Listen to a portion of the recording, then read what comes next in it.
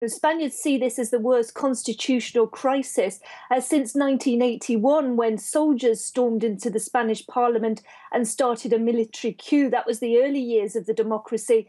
And that was foiled, that coup. But many people are saying to me they can't really see how this will end.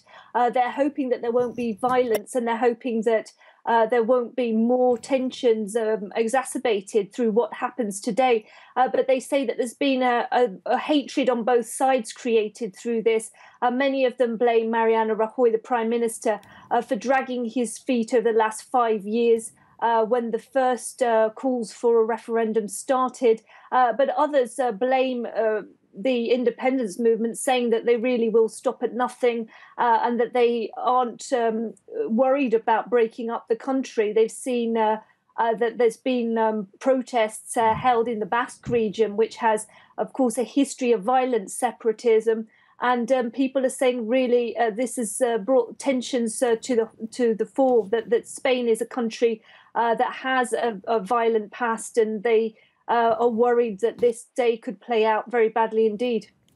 Now, the Spanish government has maintained that this vote will not go ahead. It looks like it is happening. Just a few moments ago, we saw ballot boxes starting to arrive in some polling stations across Catalonia. So what's Madrid's next move now?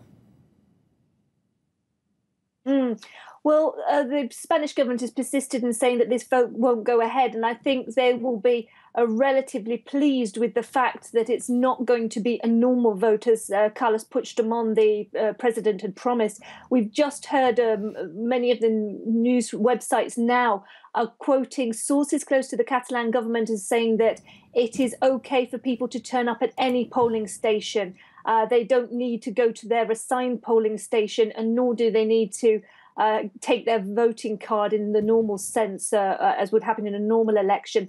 They can produce identification. They can vote anywhere. The other piece of news on this election is that some of the pro-independence supporters spent the last few hours talking down the turnout numbers, and the ANC president, Jordi Sanchez, said 1 million people voting would be a good result. That would mean 1 million out of 5.3 million. And I think that would probably be a defeat in terms of a vote that could be seen as valid to push ahead with independence. Of course, in 2014, there was a symbolic vote. 80% said yes, and the turnout was estimated at below 40%. So if that figure of 1 million happened, it would be half as many. That may be a sign that there's a little bit of worry that there won't be possibilities to get into those voting booths across the board.